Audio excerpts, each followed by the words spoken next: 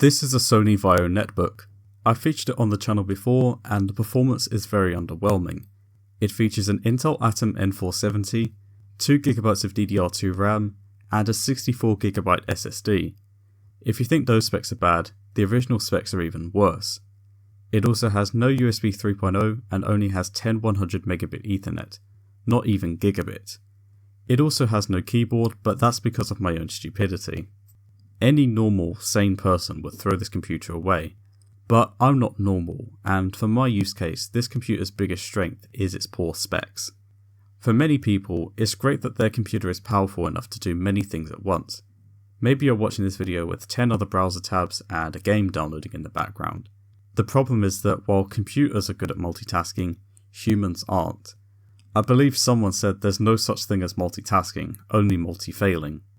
Now when it comes to physical tasks like driving, mowing the lawn, or repairing something, I don't have any issues because these tasks require your brain and body to work in sync.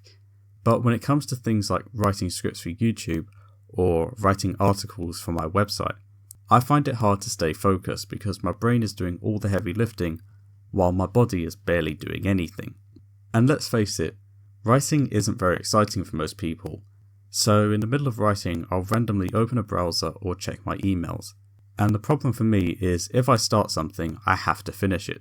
If I get distracted or even if I take a short break, it's difficult for me to pick up from where I left off.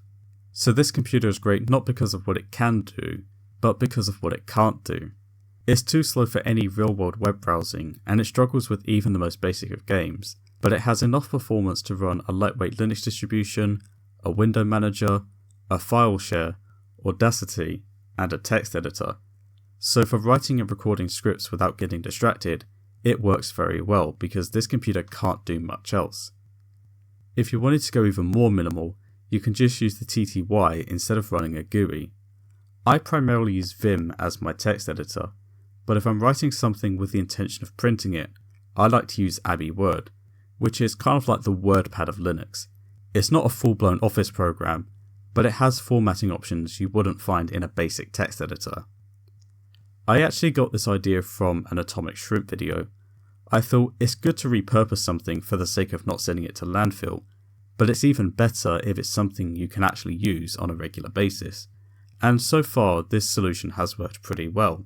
That's all for today's video, and until next time, cheerio.